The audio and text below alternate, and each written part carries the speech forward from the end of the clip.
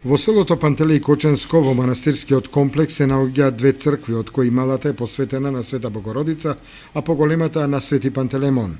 И двете се градени во втората половина на 19 век и живописани од тајфата на Димитрија Андонов Папрадишки, кој престојувал со своите ученици во црквите во Кочанско. Кочанското архиерејско наместништво деновиве се зафати со фреско сликање на празните површини во манастирот. Фреско живописувањето го вршат зографи од Радовиш. Не знам во кој рок е предвидено да се заврши тоа, но со Божја помош со работа на зографите се надеваме дека ќе биде побрзо.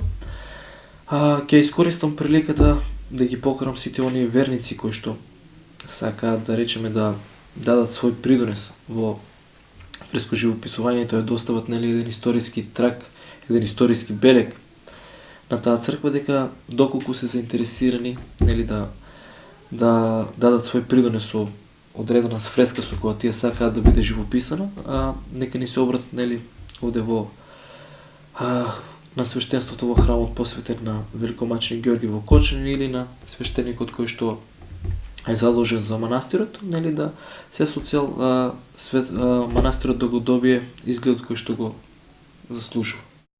Инаку и двете цркви се ставени под заштита на државата со вредно културно наследство од фрески, икони и книжевен материјал во манастирската библиотека.